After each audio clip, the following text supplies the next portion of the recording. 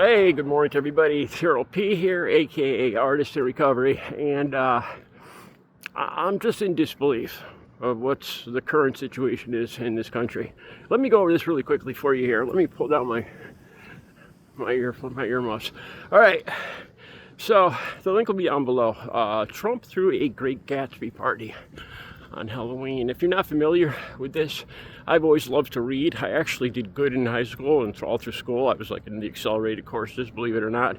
And I read this book. It's about the class disparity, about the haves and the have-nots. I think it was based in the 1920s. And okay, so Trump throws a party Halloween night at Mar-a-Lago. All right, dancers, catered, gold everywhere. There's a picture, I'll probably use it in the thumbnail, of him, a smirking, smiling face in a tuxedo. And the fact that over 40 million Americans are going hungry right now. Oh, by the way, 2 judges ordered Trump. They ordered him to release money for SNAP benefits. And he said he has to check with his lawyers because he doesn't know if it's legal. Like all of a sudden, legalities are a big thing for him. And so he's refused. He's refused to release these SNAP benefits. At the same time, he throws this lavish, great Gatsby party. And it's a slap in the face.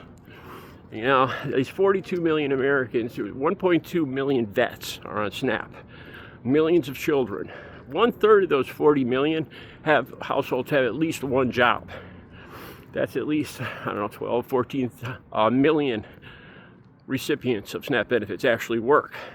I've received SNAP benefits in the past. Let me tell you, I've worked ever since I was 13, 14 years old. I had like 5 paper routes when I was a kid. I actually bought my first car for $2,000, a 75 Dodge Charger with my paper route money. I worked as a draftsman. I went to school for a total of 4 years. 2 years for architectural and civil drafting, 2 years for electrical and mechanical drafting. And I worked in both those fields. And I was a Teamster truck driver for almost 20 years. All right, now I am an artist, landscape and seascape artist, abstract, and this time of year is busy for me. And I am a YouTube creator with both my YouTube channel and my TikTok channel being monetized. YouTube is a little more profitable. TikTok, not as much, but anyway. But I have collected SNAP benefits. Okay, so whenever I see Trump supporters, and I see them say, "Oh, good, good, get a job." They're glad that these people can't afford food. The first thing I think of is I get the feeling that these people hate their lives and hate their jobs. Like I said, I've had good jobs for a good portion of my life. The architectural drafting, working for 2 different architects. I made good money back in the 80s and 90s, and I never had that feeling, where people collected disability or benefits. I always thought we should do more for them. I read somewhere that in the future, in history, civilizations are judged by how well they treated the least fortunate of their people.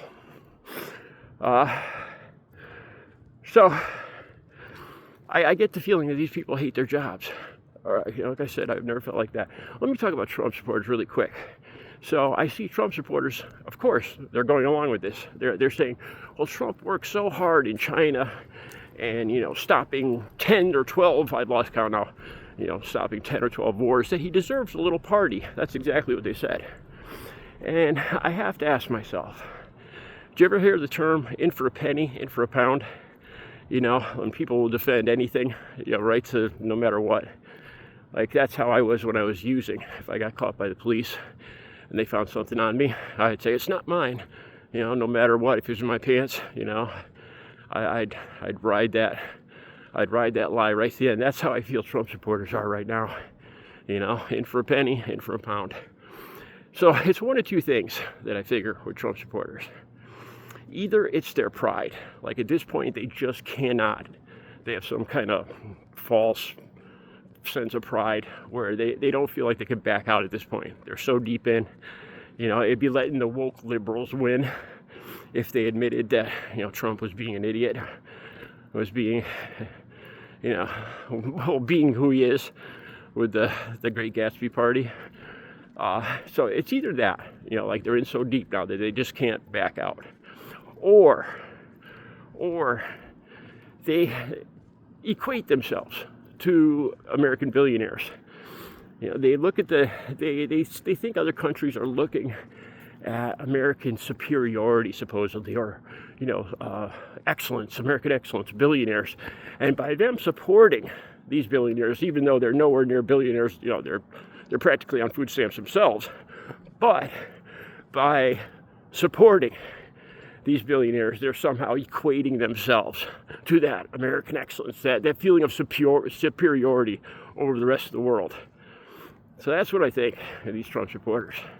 You know, for the life of me, I can't. It's almost like Invasion of the Body Snatchers, you know, where all of a sudden they put somebody else's, an alien brain in these people.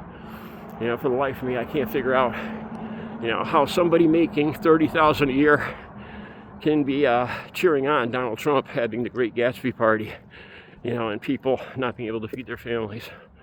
Like I said, I think it's either one of those two things. Either they're in so deep they can't admit, you know, they have to ride this one right to the end, or they somehow think it makes them look superior above the rest of the world.